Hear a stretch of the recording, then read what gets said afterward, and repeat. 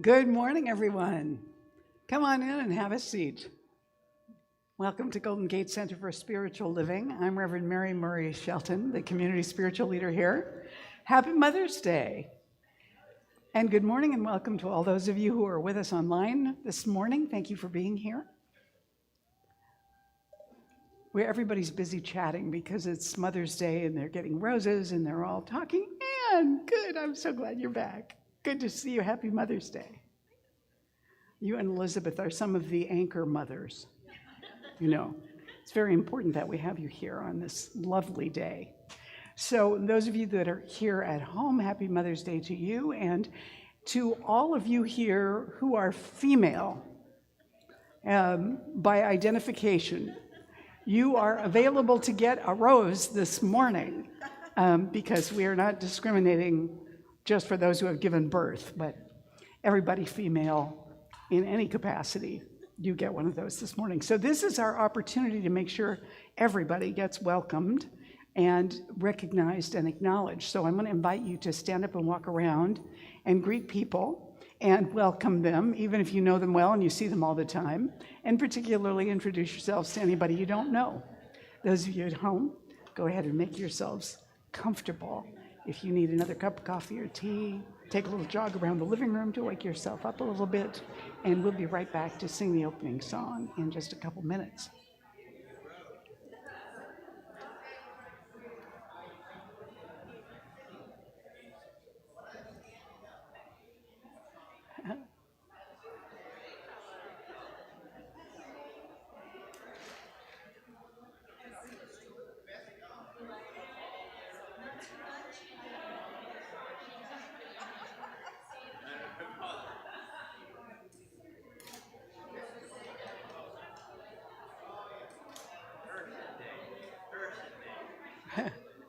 Yes.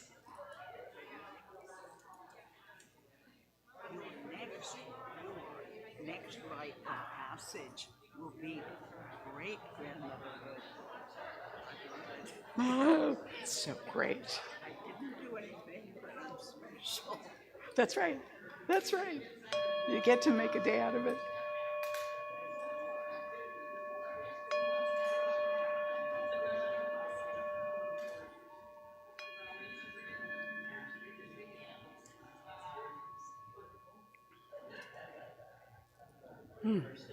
Yes.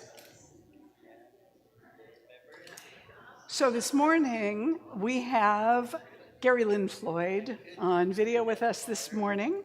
And as you know, he is the artist in residence at the Center for Spiritual Living in Reno. So he's not with us in person, but he is definitely with us here. So join us in beloved community now. Please stand and sing with us.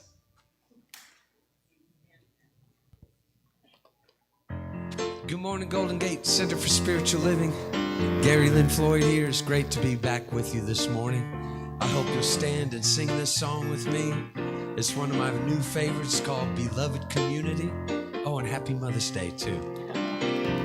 Beloved community, we gather in unity. All are welcome here. All are blessed and a blessing to be. Beloved community, where we discover divinity, recovering who we are in our beloved community. Sing all that again with me. Here we go.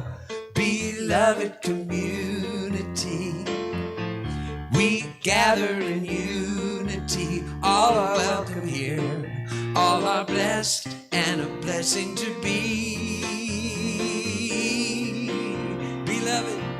Beloved community, where we discover divinity, recovering who we are in our beloved community. Second part goes like this. It doesn't matter where we've come from. It doesn't matter what we've undone. All that matters is we're here now. Keep an open heart, let Spirit work it out. Here we go. Beloved community, sing it. We gather in unity, all are welcome here, all are blessed and a blessing to be. Sing it with me. Beloved community, where we discover divinity, recovering who we are in our beloved community. It doesn't matter where we've come from, it doesn't matter what we've undone, all that matters is we're here now. Keep an open heart, let Spirit work it out. Beloved community, we gather in unity, all are welcome here, all are blessed and a blessing to be. Beloved community, where we discover divinity, recovering who we are in our beloved community. Recovering who we are, recovering who we are in our beloved community. Sing that last line one more time. Recovering who we are in our beloved community. Yes, yes, yes. You may be seated. That's great. And I want to acknowledge all the photos that people brought this morning. That's great. Of ourselves as mothers, or with our mothers, or with our grandkids, or with our family members who are mothers of some kind. How many of you are actual mothers? I mean, you gave birth to somebody. You're still actual mothers. How many of you are stepmothers? How many of you are foster mothers or have been foster mothers? How many of you are adoptive mothers? So, everybody that raised your hand for anything, stand up. If you have children that are covered with fur, feathers, or scales, and you're a mother to them, stand up. Yes, okay, let's acknowledge all the moms. And if you are a grandmother, please remain standing, grandmothers. Yes, we want to acknowledge the grandmothers. Hey, Sherry, Christy. A new grandmother. This is your first Mother's Day as a grandma. That's great. Good to see you, Christy. Now, if you are a great-grandmother, please remain standing. Great-grandmothers. Woo! Look at all that.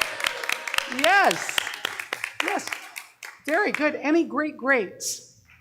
Okay, that would be wild, really. So, fabulous that you're here. We're delighted. Now, if you are a dad who also served as a mom, would you stand? No dads that served as moms. Okay. Well, we acknowledge you out there, any of you who were. This is our time now to go ahead and silence your cell phones so they don't interrupt anything in the service. And we're going to go ahead and turn within now so we can get centered and prepared for the day, now that we've sung and greeted each other and all of that. So I want to invite Leslie Janetti, our morning practitioner, up to pray us in.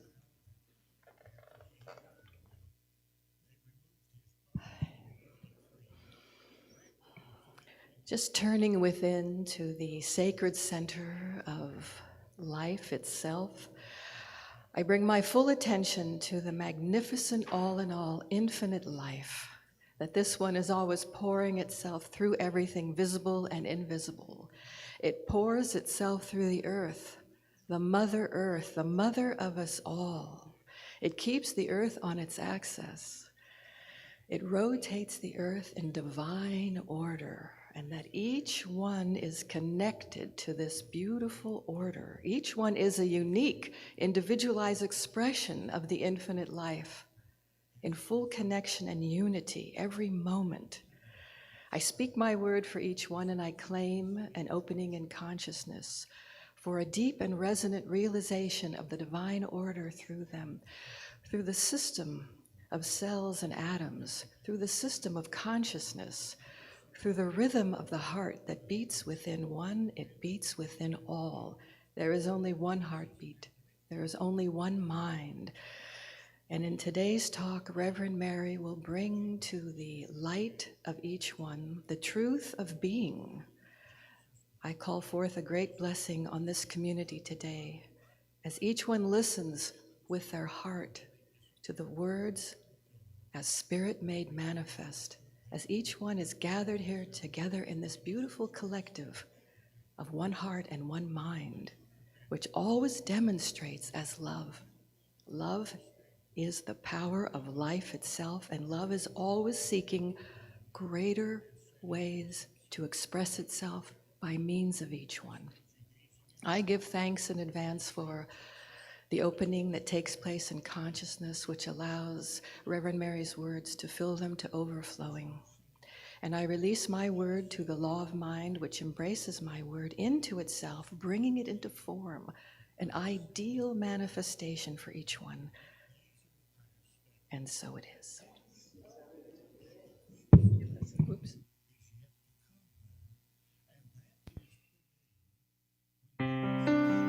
Since it's Mother's Day today, I decided to bring an old song out of my archives. This is a song I wrote for my mom. There's nothing I could do to keep my heart from you. It's got a mind all of its own, carrying me along back into your arms where I belong. Been everywhere a soul could roam, walking this world all on my own, doubting my direction, my destiny unknown. But my heart always knows which way is home.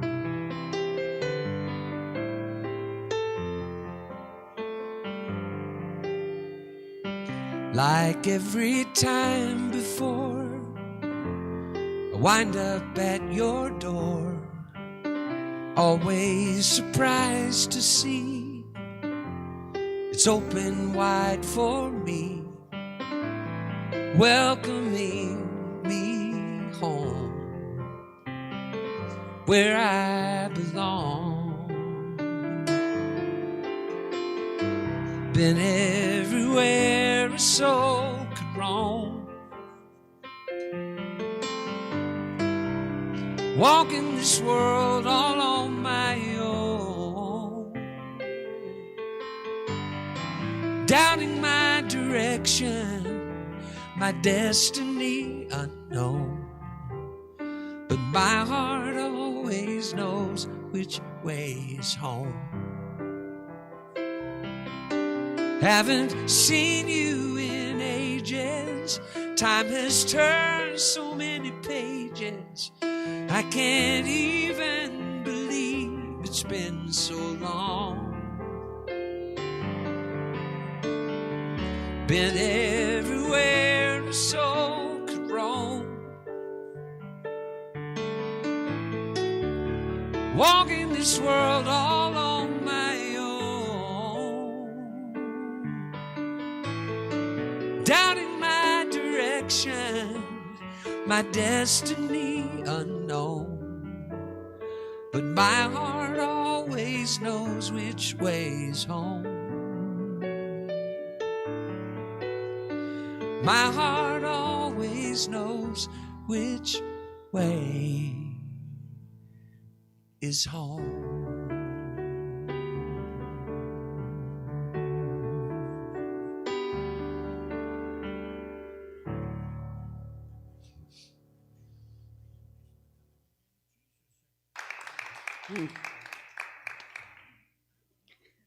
Ah, yes.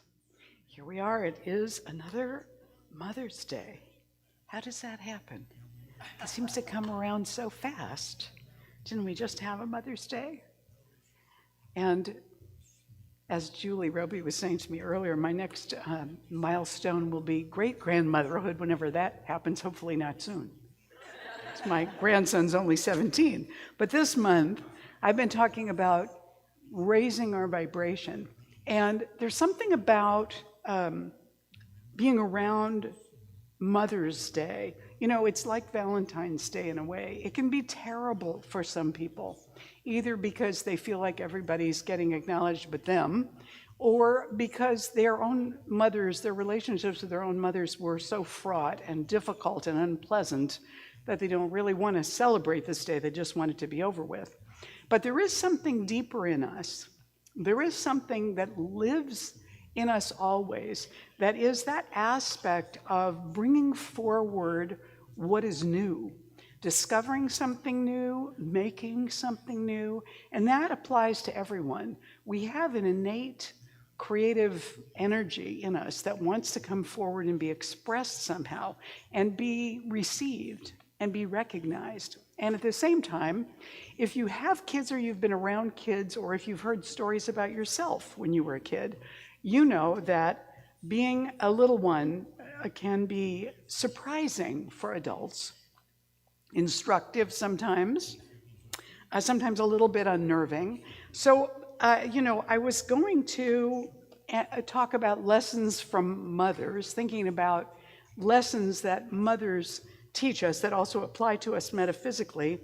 And there are things that mothers want their kids to be. If they're healthy mothers, there are things they want their kids to grow up to be. No matter what ethnicity or what culture, we want our kids to be patient and kind and generous. We want them to have strength of character. We want them to be honest. We hope that they'll be happy in their lives. But they can come in mischievous. They can. And so sometimes when you want to teach your kids kindness and patience and generosity, it doesn't go off in quite the direction that you had planned. This one mother was preparing breakfast pancakes for her little boys, Kevin and Ryan, and they were 5 and 3. And they were arguing over who was going to get the first pancake. And their mother saw an opportunity to teach them about patience and generosity and kindness. And so she said to them, you know, if Jesus were sitting here, he would say, let my brother have the first pancake. I can wait. And her older son, Kevin, turned to his younger brother and said, good idea. Ryan, you be Kevin, or you be Jesus. Ryan, you be Jesus. Yes, you be the one to give up the pancake. And so the lesson kind of drifted on by the two of them. That's the kind of thing that we discover. Mothers want to teach us strength of character. You know, the process of being generous. When you hear the story in the Bible of the Good Samaritan, you hear the story of somebody who is generous beyond what would normally be expected of him, because he does a kindness to someone who is Jewish, and Jews and Samaritans were not friendly toward each other. So the story of a generous, kind, good Samaritan was an outlier in society. That was a parable that was meant to emphasize the importance of kindness and generosity to others, even those unlike us. But Mom's attempt to give that lesson didn't go over as well. Hopefully Jesus' attempt worked better with his followers. Then we have trying to teach strength of character. So you consider maybe the story of the prodigal son. What kind of strength of character did it require to come home and say, I've really screwed up. I apologize. I don't even expect to be treated like part of the family anymore. And the recognition of that strength of character made his father so happy to see him come back and be willing to do that. There's a story of a little boy named Martin. He comes home. He's in the 3rd grade. He's gotten pretty good grades in the 3rd grade, despite not much effort. So one night he announced over dinner that his friend Robert was the #1 student in the class. And his mom, seeing this as an opportunity to teach strength of character, said to him, you know, well, what would you have to do to be #1 in the class? And he thought about it for a second. And then Martin said, Get rid of Robert? That was not what she had in mind, you see. Strength of character would have taken him a step further than that. So we're looking at these stories, all these little funny stories about little kids, and recognizing that no matter what you say to them, what may come about could be different than what you thought or intended or hoped would land with them. And honesty is another one. We want to teach our kids not to lie to us to get out of trouble. But, that's a double-edged sword, because we probably did that as kids too, to try to stay out of trouble. Or, as I used to say when I was a young adult, what she doesn't know won't hurt her, referring to my dear mother, who's up here with Luke on the platform on the altar this morning. I love this story. This is a story, actually, that Jack Cornfield from Spirit Rock told. John invited his mother over for dinner. And during dinner, her mother could not help noticing how beautiful John's roommate was. She had suspected there was a romantic relationship between them, and so watching them interact made her even more curious. And she was wondering if there was more to their relationship than meets the eye and how she could find out without really asking. But John kind of read his mother's thoughts and said, I know what you might be thinking, Mom, but Carrie and I are just roommates. So about a week later, Carrie came over to John and she said, ever since your mom was here for dinner, I've been looking for that beautiful silver soup ladle. You don't think she did something with it, do you? And John said, I doubt it, but I'll email her just in case. And so he wrote his mom the following email. Dear Mom, I'm not saying you did or didn't do something with a silver soup ladle, but it is odd that it disappeared after our dinner together. Do you know anything about this? Well, later that day, John received an email back from his mother that said, Dear son, I'm not saying that you do sleep with Carrie, and I'm not saying that you don't. But the fact is, if she were sleeping in her own bed, she would have found the silver ladle by now. Love, Mom.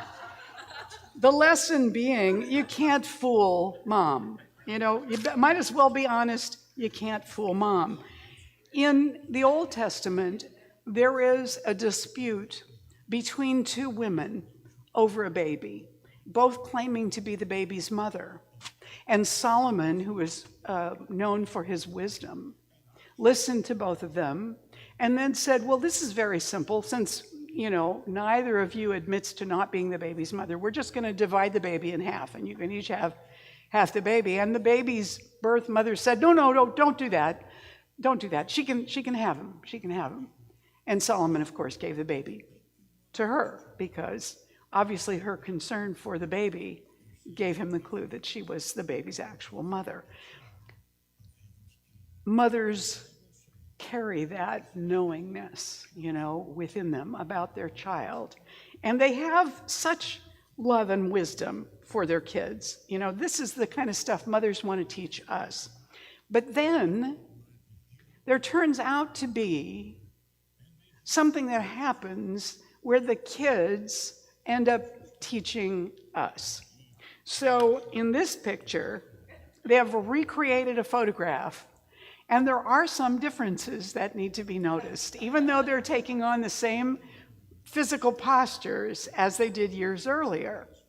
Where she is holding both of the boys in the first picture to make sure that they stay there and she has control over them, you'll notice in the second picture, they're both holding her hands because they're taller, right? They're so big, she has to hold their hands. Now Mom is of an age maybe where she relies more on her sons than she did when they were little and she was taking care of them. What we learn from our kids is that children are endlessly curious. When my son was about 2, I was working in the garden and his dad was working on the car. It was in the driveway, the garage door was open, and all of his tools were around in the garage. And Luke had hung out with me where I was cutting pansies, and he went down to watch his father, and then he wandered off into the garage and came out with a hammer. And he went over to our Volvo and tunk, tunk, tunk, hit the side of the car with the hammer. His dad flew around and said, taking it out of his hand, "Never hit the car with a hammer." Okay, put the hammer away. A few minutes later, Luke comes out with a wrench. Tunk, tunk, tunk on the car. His dad comes screaming around the car, saying, "What did I just say?" And Luke looked up at him, having listened very carefully, and said, "Never hit the car with a hammer." His father said, "Let me rephrase that. Never hit the car with anything." But see, the curiosity for discovery. Dad works on the car, I want to work on the car, right? Around that same time, his grandfather gave him his own little set of tools, actual little tools. And one of them was this funny looking screwdriver that had the X, the Phillips head screwdriver. And Luke had looked at it and he tried to figure it out. And so he came over to us and he said, "What is this?" And I said, "Oh, that's a Phillips head screwdriver. It's for, unscrewing things." And he said, "Do we have any screws like that?" And I said, "Yes, like the hinges in your door, in your bedroom, those are Phillips head screws." Luke disappears. A few minutes later, he had managed to, this is a 2-year-old child, he has managed to unscrew the bottom hinge in his bedroom door, and it squished his finger. His father said to me, "You take care of this. I'm not the one that told him to unscrew the hinges from his door." I said I didn't think he would be able to do it. So the curiosity, the desire to participate, this curiosity lives in us all. But as we get older, we get to the age where we start to think that we know most of the stuff we need to know. So we're not as curious. And we have a tendency to dismiss things, even without enough information to know whether they should be dismissed or not. The idea that our thought processes are powerful is an idea that it's easy to push aside and ignore or make exceptions to. If you ever try to change your thought patterns about something, you'll discover that it's not as easy to do that with things that you habitually think, even if those things you habitually think are not necessarily good for you, yeah? And so it's easier to think, well, this isn't that powerful. And yet, what we have begun to understand is that a thought is not necessarily produced in our brain, in our head. It is produced in the field that is the mind that we're using. And it affects every cell in our bodies. So when we're thinking thoughts that are negative, the actual vibration of the body begins to shift into a negative energy, and negative chemicals are produced in our bodies. When we're under stress, we know we produce cortisol, and yet we don't always, when we recognize we're under stress, do what we need to do to shift gears and unstress that, because it becomes kind of a habitual thing that we get into. Can you relate to this? Anybody out there ever been stressed? So this mother tells a story. One of the other things about little kids, in addition to being curious, is they want to be helpful.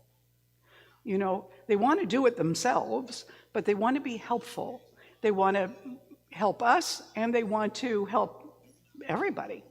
So this is a story a mother told about Mother's Day that I love. She said, so we had this great 10-year-old cat named Jack. Jack was a great cat. The kids would carry him around and sit on him, and nothing ever bothered him. He used to hang out and nap all day long on this mat in the bathroom on the floor. And we also had 3 kids at that time. They were 4 years old, 3 years old, and 1. The 3-year-old is Eli. Eli loves chapstick. Really loves it. He kept asking to use my chapstick and then losing it. So one day I showed him, we're in the bathroom, I keep my chapstick, and I told Eli he could use it anytime he wanted to, as long as he put it back in the drawer where it was after he finished using it. So she says, last year on Mother's Day, we were having the typical rush around trying to get ready for church, with everyone crying and arguing and carrying on. My two boys were fighting over the toy in the cereal box. I was trying to nurse my little one, and at the same time, I was putting on my makeup. So you can just imagine this, right? Everything was a mess, and everyone had long ago forgotten this was a wonderful day to honor me and the amazing job that is motherhood. Well, we finally had the older one and the baby loaded in the car, and I was looking for Eli. I had searched everywhere for him. And when I finally rounded the corner to go into the bathroom, there was Eli. He was applying my chapstick very carefully to Jack's rear end. And Eli looked right into my eyes and said, chapped. Now, if you have a cat, you know he was right. Their little butts do look a little chapped. And frankly, Jack didn't seem to mind. So the only question to really ask at that point was whether this was the first time Eli had done that to the cat's behind, or the 100th. And she says, and that is my favorite Mother's Day moment ever, because it reminds us that no matter how hard we try to civilize these little creatures, there will always be that day when you realize they've been using your chapstick on the cat's butt. They want to help, but helping can wind up being a difficult situation. My mother said, she's gone now, but I don't remember this at all, but she said that we were in a department store when I was 2. And, I don't know if this is still true, because probably it's happened so many times they don't have them anymore, but on the front of the escalator, there's a red button, so that if there's an emergency, you can stop the escalator. Well, of course, I went over and pushed it. My mother was a shy woman. This did not thrill her. So the idea of a child being curious, a child being helpful in maybe a not so helpful way. My son Luke, his grandfather, paid for us to have a cyclone fence around the backyard, because we had a big backyard that wandered off into the neighbors and everything else. And Luke was 2 or 3, and my father-in-law rightly recognized that it wasn't safe for him to go out there and play. But we had a new swing set out there that my in-laws had also purchased for Luke and put together, and they wanted him to be able to play on it. So my father-in-law paid for this fence to go up around the yard, and for a gate, a big gate that was part of the cyclone fence, to come across to the house, and it was anchored there. And you know how you have the post and then that little thing that comes down to keep the gate closed, and we put a bolt in there so that the little guy couldn't, wander away, and he could be safe. So I was thrilled. And I let him out into the backyard so he could go play on the swing set and the slide and everything. And about 3 minutes later, the doorbell rang. And I went to open the door, and here was Luke. And I said, how did you get out? Where did you come from? He said, I took out the bolt. 2 years old. Now, my son works construction, and if I had realized that all of this was just job training, I would have probably had a different feeling about it. But at the time, it sort of set me off. Ernest Holmes, our founder, wrote, there is a peace at the center of your being, a peace that can be felt throughout the day and in the cool of the evening when you've turned from your labor and the first star shines in the soft light of the sky. It broods over the earth quietly, tenderly, as a mother watches over her own child. We want to watch over them, but the truth is they teach us as much as we teach them. When Luke was 15, his father told me this story. They had 2 little adopted daughters. They were little at that time. They were like 3, 4 years old, maybe a little older than that, I guess. And Luke was 15. The kids were all sitting in the back seat. Will was driving, his wife was in the front. They were taking them out to eat. And the two little girls were just as lively and noisy and active as Luke had ever been. And if you ever, Christy knew him when he was little, if you ever knew him when he was little, you know that's saying a lot. So all of a sudden, as Jessie's jabbering away at the top of her lungs, Luke says to her, "Indoor voice, Jessie." And then he says, "And when we get to the restaurant, it's even more important to use your indoor voice." His dad and I, in this conversation, we're both like, who knew he ever heard us when we said that? This is a kid who only this year figured out he had an indoor voice, you know? So the experiences that we have with our kids and with our grandkids reveal to us the discovery again of the world, things that we had forgotten about, that they discover, and we watch them discover it, which allows us to enter into that curiosity and that wonder and delight all over again. When we celebrate Mother's Day, it's great to honor mothers, but I think one of the great things to do is to look back at these memories that we have or have been shared about us. Because the stories, they're family stories that should be passed on, that should be enjoyed, that should become part of the family history. When my grandson was 5, I took him to the bank up in Bellingham, Washington. We had a bank account there. And we knew the staff there because we'd come and go from there. You know, every month we'd come and go from there. And so Maria, who was the bank manager, came out and she said, "Oh, what's your name?" "Toby." "Toby," he said. She said, "How old are you?" Toby said, 5. She said, "You have such beautiful eyes." Toby said, "I know, my mother made me that way." The delight of that moment, that unexpected moment, is so wonderful. You never know what they might say or do. When I was about 10, there were workmen. I lived in a big apartment complex, 36 acres.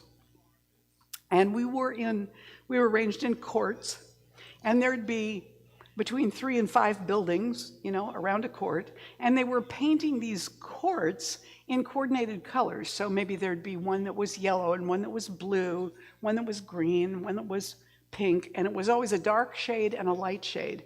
And I can remember being at the back of one of the buildings watching these guys painting. I was about 10.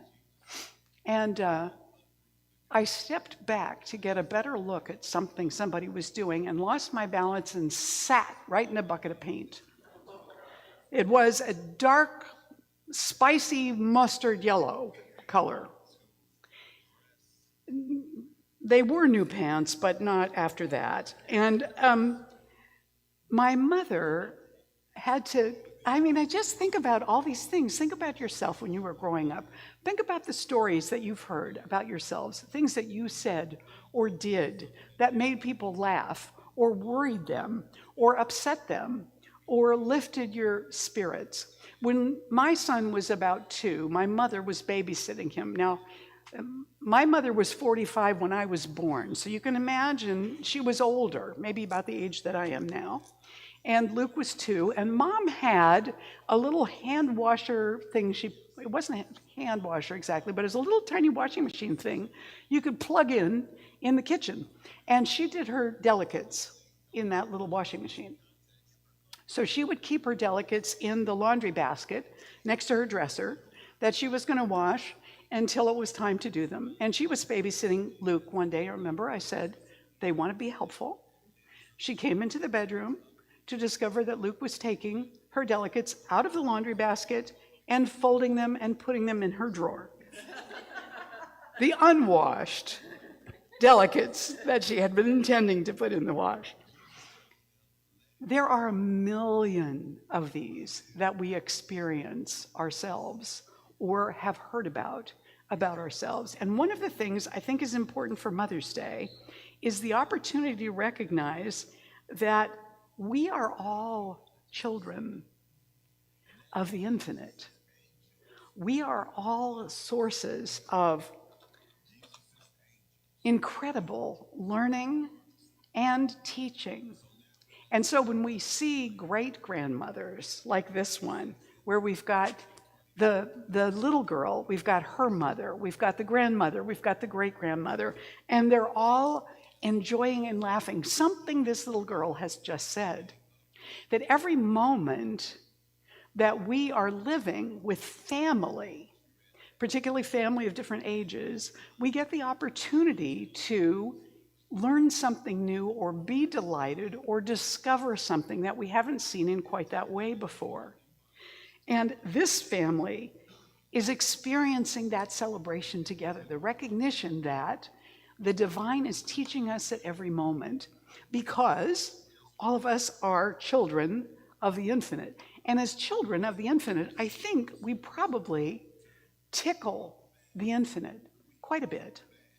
You know, imagine how amusing it was to recognize that we all thought the earth was flat. Imagine how amusing it might have been for us to discover and be witnessed discovering that the sun does not travel around the earth, but the earth travels around the sun. Now, these are the kinds of ideas that human beings resisted because it required them to rethink their entire understanding of the universe. Your kids, your grandkids, your great-grandkids, or you yourself, you will discover that there are ways of looking at things or talking about things that you hadn't thought of. They may be things that challenge you. When your kids are teenagers, that's the experience of having somebody to contradict everything you say, negotiate everything, or launch into an explanation of something that you have understood for many years, but they don't realize it isn't new in the world. Have you ever had a 10-year-old explain something to you as if it is the most exciting thing in the world? Usually it'll be something you've known since you were 10, but you get to watch them discovering that thing. So be open to the opportunity to be delighted and tickled with what the universe is showing us or reminding us of or teaching us, because we are still learning, we're still teaching, we're still discovering that who we are matters. It matters to the universe, it matters to our families, and it ought to matter to us. And that also, there's no end to what's new and can be discovered. My son and daughter-in-law, who have a new baby now, are using a whole different kind of feeding process with him than I did when Luke was a baby, and what we were doing was considered the thing at the time. And Luke said to me something like, "Yes, they do it differently now, Mom." And I was thinking, gosh, doesn't that sound like an echo of something I must have said at one time to my mother? And can I let go of thinking that I know how to do that now? Because maybe I don't. I understand that now when they teach math, they don't call it math, it's something else. And that the way in which they teach it is completely different from the way they used to teach it. Now, what's interesting about that is my mother could not help me with subtraction because the way that I learned how to do it was not the way she learned how to do it. After I was out of school, new math happened. I have no idea what that is. And now there's something else in the way that they teach kids how to do math. And I see little bits of it sometimes online. It's like, well, that's clever. I wish they had taught us to do that when I was a kid, because I have to look it up to remember how to do it now if I want to do it that way. Stuff that we know really well, because we've been around a while, right? Stuff that we know really well, it might not be true anymore.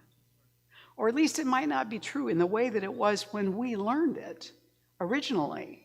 And in that sense, we're children ourselves all over again, because we're discovering things we thought we knew are not what we thought they were. The universe, there's an enormous percentage of the ocean and the ocean's floor that we have never been able to discover. We've never been able to explore it and map it and learn about it. Who knows what's down there? There could be a whole civilization down there that we don't know about, and they don't know about us. Or the moon, or I don't know. What is there right here around us that we still haven't discovered, that we don't know, or we can't explain? Do you know they cannot locate where in your head your memory is? It seems to be diffused, really. I mean, they used to think they knew, but no.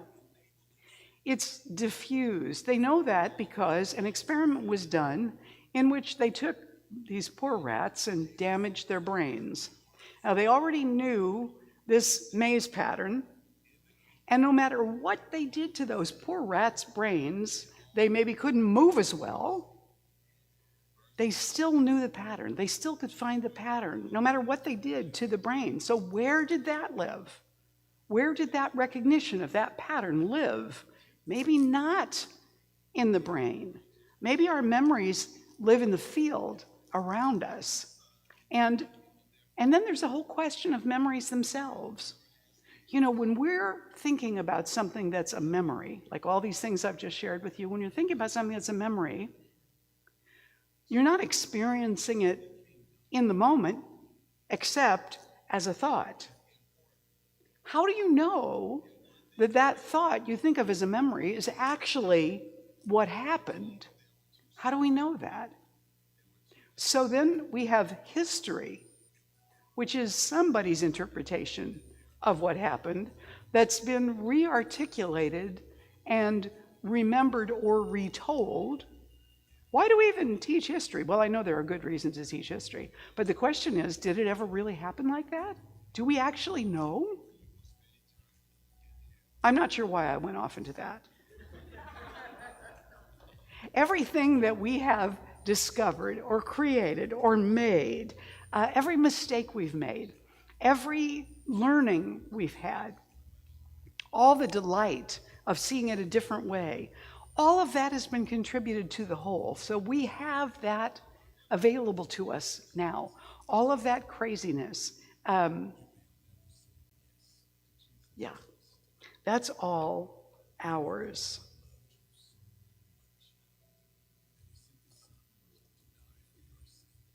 When I was 5 years old, I came home and told my mother I was never going back to school. She was thinking, oh my God, you can't have a 5-year-old dropout. What am I going to do? What am I going to tell this kid to get her to go to school tomorrow? Well, it turned out there was a boy in my class who sat near me, and he would blow into my hair. And I hated that. So I just decided one day, that's it, I'm not going back. And I'm not sure what she said to me to get me to go back to school the next day. I think she probably said something like, well, he probably likes you. That's why he's doing that, to get your attention. I went back. I graduated from kindergarten. I have pictures. So I know I went back. But in that moment, what do? Do you let your kid quit kindergarten and then sign her up for first grade? I mean, what do you say to a 5-year-old who has made a decision? Because a human being who's 5 years old who makes a decision is just as clear on their decision as an adult. In fact, sometimes more clear. So we are in this process of learning always. And I think as learners, as teachers, as doers in the world, it's still important for us to understand that we need all of us, and we need all of the stories and all of the memories. If you have stories and memories about your kids that you've never told them, tell them. If you have stories and memories about your grandkids that you've never told them, tell them. It's important that these stories get passed on. We were looking at the most hilarious video earlier today of little kids trying to say words that they can't say very well yet. One of them was purple, and the little fellow pronounced it purple, purple. And he would say it over and over again. I'm going to color this. Is it purple? It was hilarious. There was another one where the mom was trying to teach this little kid how to say potato. And so she took it one syllable at a time. Po-tay-to, potato, potato. And the little kid said, pika, pika, pika. So the enthusiasm with which they try, is just heartfelt. So if you're a mom, if your kid was difficult, if your kid was easy, you still have stories and memories, and I know I have lots more. And I'll tell you, all these pictures up here of moms and kids, every one of those moms had that many stories or more. Every one of those grandmas had that many stories or more. And some of them were stories about you. These are things to treasure. So let Mother's Day, like you're taking your flower home, you mothers who have roses. We gave everybody, all the women got roses this morning.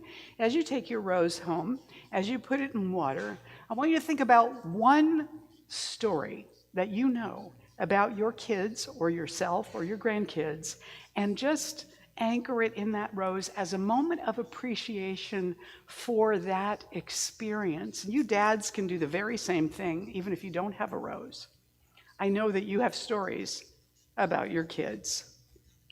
This is what we want to bring forward.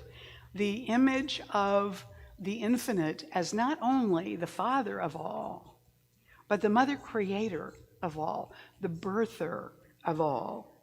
Joan Chittister said, nothing will change in the way we see the world until we see women as an equal image of God, the image of God as a birthing mother, loving spirit, heart of justice, and womb of the universe.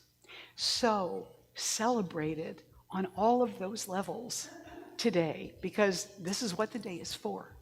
Namaste.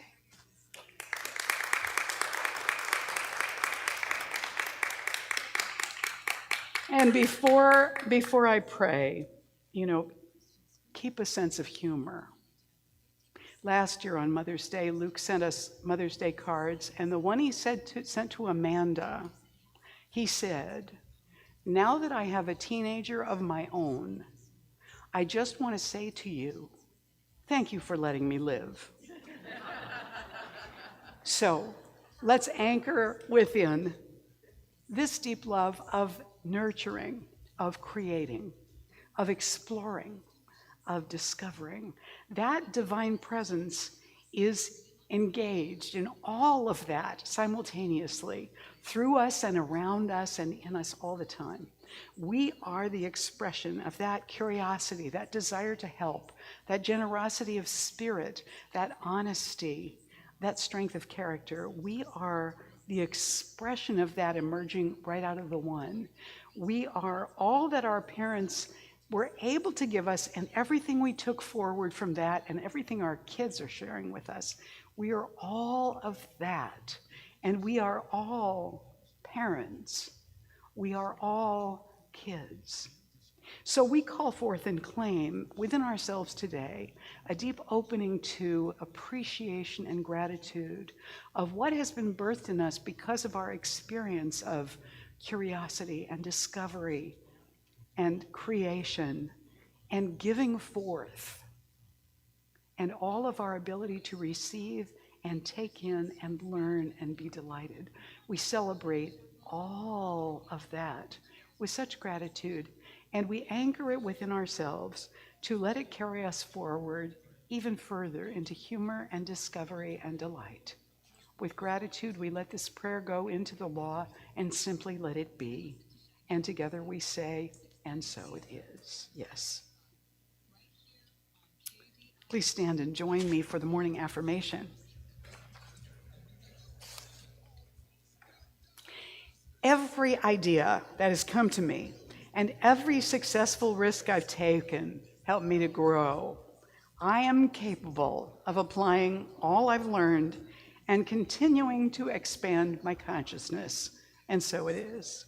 You may be seated. And I'd like to invite the ushers to come forward now. This is our sacred giving time. If you are online and you'd like to donate something to Golden Gate, you can text the dollar amount you want to give to this number on the screen.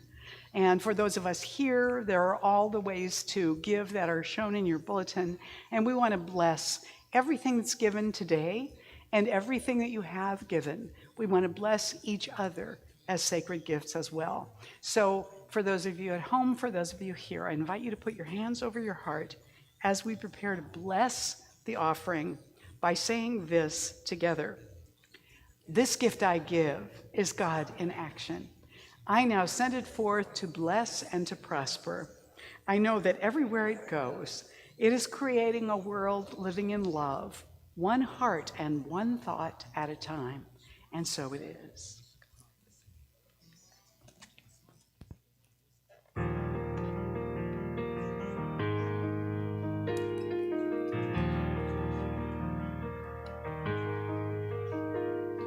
As time has unfolded me, it has revealed to me life's nothing less than sublime. With every thought I make, every last breath I take, may I be gracious and kind. Love, I invite you to open up this heart of mine. Love, cover me, light any darkness. Love, cover me, right every wrong. Cause me to see love over hatred. Guide me to be faithful and strong. Love, cover me. Love, cover me. Kindness wash over me, make me a symphony, play every note you can find. Make me reverberate, gently deactivate, slowly flow out of my mind. Find me a melody, dance and let my anthem be. Love, cover me, light any darkness. Love, cover me, right every wrong. Cause me to see love over hatred. Guide me to be faithful and strong. Love, cover me. Love, cover me. Love, cover me. I will not be shaken. I will not be moved. Love, cover me. May my heart awaken. Tenderness be proved. Love, cover me. Love, cover me. All right, this is your part. It's only one word. It goes like this. Love, love, love, love.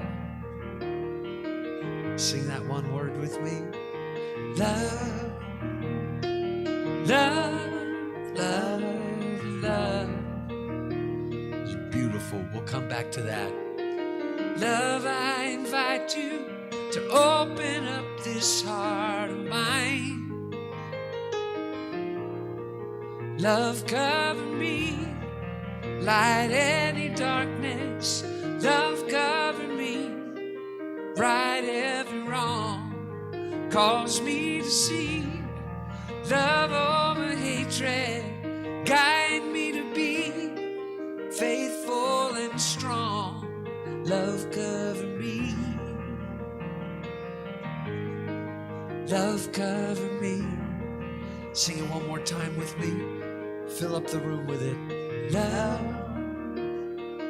love, love, love. across the whole nation.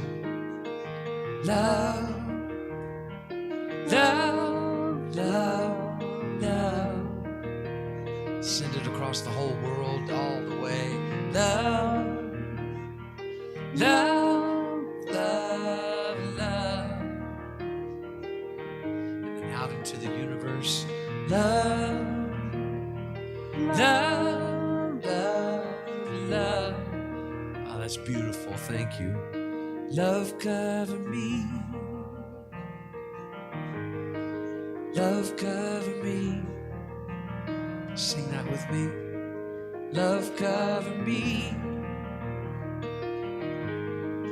Love cover me. Love cover me. Love cover me. I love you. Oh, beautiful, Gary.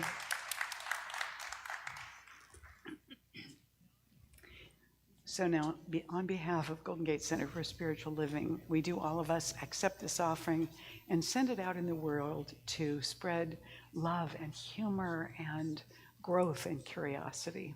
And so it is.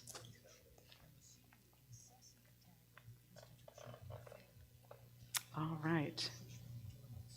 If you are here for the very first time this morning, I want to draw your attention to the table back here where Amanda is standing. We have all kinds of flyers and magazines and things back there. Feel free to help yourself. And please pick up a welcome packet, take out the blue card in it and fill it out and turn it into her. And she's going to give you a little book that is our thank you for being here today. And also our invitation to you to come back and be with us often in the future. I want to thank everybody also who went out of their way to be here and set everything up for us today to get it all going. And for this lovely altar that Leslie put together and all the photos that everybody brought. So let's acknowledge all of the mothers and all of us. Now, I understand that there was some discussion last week about snacks. There was a little bit of grumpishness last week because there weren't so many snacks. Now, let me just say this. If you bring snacks once a month and you come on a particular Sunday and there aren't enough snacks, you have every right to grump. If you don't bring snacks, then you don't have that right, okay? It's, Karen Drucker has a song called I've Lost the Right to Sing the Blues. Yeah, you don't have the right to sing the blues if you don't participate, yeah? Now, that's just, take that lightly. We want to encourage you to sign up to bring snacks. And there's a sign-up sheet at the back table, I believe, where you can do that. And if not, please grab Paula Yu today and tell her that you want to sign up to bring snacks. One Sunday a month. And it's only really for the rest of this month because when we hit June, it becomes a free-for-all where everybody's invited to bring snacks all the time for the summer. So if there aren't any in the summer, same goes. Okay. Now, I want to invite Marilyn Letzos up because Marilyn is one of our licensed practitioners here at the church, has been for over 20 years, and Marilyn's also part of our Legacy Circle. So she's going to share why she's part of our Legacy Circle, why she chose to do that. Come on up here so you can be seen, Marilyn. Yeah. Well, when I first came to Golden Gate Center, I walked in and I knew I was home. And my life has been different ever since then. I took classes, and then later I taught classes, and there's always, I just love what you said today, because life is so constantly teaching me new things, new things, new things. And I've been a practitioner now for 31 years. And life just keeps expanding, and I'm so amazed that there's something in me that always keeps me expanding. So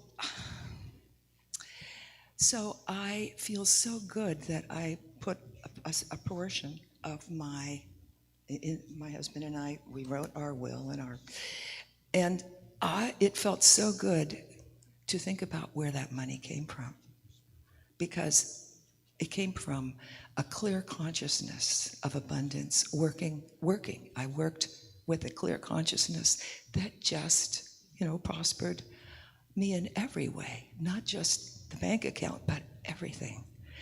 So I'm thinking where that money came from. It came through Golden Gate Center, through my efforts, but focused and directed and inspired by something so much greater. And I want my children to have that. I want the world to have that, and it makes me feel really glad that, sure, I'm giving money to my children and my grandchildren, but also back to the source. Thank you. Thanks, Marilyn. And it's so, Oh, okay. I just wanted to say it was so easy. It was uncomplicated and easy. So.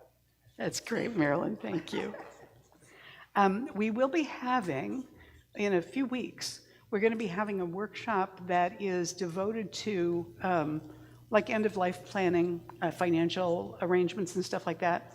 And I'm going to get a sign-up sheet for you the next 2 weeks to just indicate if you intend to come to that. I want to make sure that we locate it where we're going to have enough room for everyone. So if you think you'd like to come, then I'm going to have you sign up over the next couple weeks for this presentation.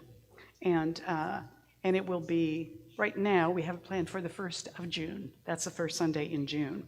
So look forward to that. And our Legacy Circle, of course, is for those that have included Golden Gate in their wills. If you're interested in that, you want to know more about that, talk to Barbara Cox. She's here this morning in lovely lavender. And she's our Legacy Circle contact, I guess. Is that the right word? That'll do, yes. So we thank her for that, and we encourage you to ask her questions. Also, our next service at the food bank is coming up next month, and Ellen Nicosia, who's on the Sunday team this morning in the kitchen, all of her contact information is on this slide. If you'd like to participate with Golden Gate, it's just 2 hours, and that will be on June 10th, so she needs to know that you're interested in participating the week before that, so that would be by June 3rd.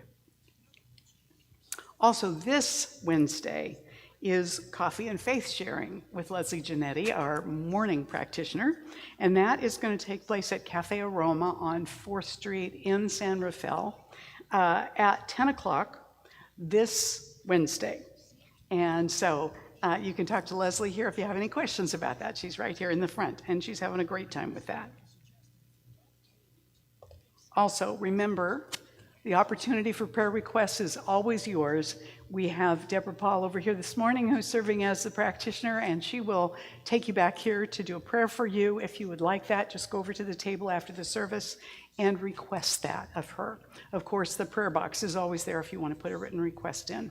So I'm going to invite the practitioners to surround the room as we bring the service to a close with this prayer. Let's just turn within together and recognize that the one presence is infinitely creative, and it's in all of us. So this presence is creating in us right now. And wherever we want to put our attention to develop something, that creative flow goes in that direction. So we open our minds and hearts now to be guided into what wonders this week wants to bring forward in delight in our experience and in our activity. We know that we're guided and directed into that humor, that joy, that greater creativity, and that it never is too late to participate more fully in that life of joy. So with gratitude, we send this prayer off into the law, knowing that the infinite knows exactly how to do this in us, and that we have the full capacity to recognize and respond to this guidance. And we're grateful for all of that. We let this prayer go with love into the law, and together we say, and so it is. Yes. Please stand now for the closing blessing and song. As we say together, I now walk, together, I now walk so that whoever walks beside me dwells in the presence of God, and whoever places a hand in mine is lifted, and whoever thinks of me is illumined with God consciousness, for spirit and all people and I are one eternally. And so it is. Here we go for our closing. We all need a little bit of this. Make me an instrument. Make me an instrument. Make me an instrument of peace. Sing that again with me. Make me an instrument. Make me an instrument. Make me an instrument of peace. Where there is hatred, where there is hatred, I will love. And where there is sadness, I will bring joy. And where there is darkness, I will shine. I am an instrument of peace. Then make it your prayer. Make me an instrument of peace. From the top, here we go. Make me an instrument. Make me an instrument. Make me an instrument of peace. Make me an instrument. Make me an instrument. Make me an instrument of peace. Where there is hatred, where there is hatred, I will love. Where there is sadness, where there is sadness, I will bring joy. Where there is darkness, where there is darkness, I will shine. Claim it for yourself. I am an instrument of peace. Make it your prayer. Make me an instrument of peace. I am an instrument of peace. Then make me an instrument of peace. Make that your prayer. Sing it again with me. Make me an instrument of peace. Last time. Make me an instrument of peace. I love you. Happy Mother's Day. See you.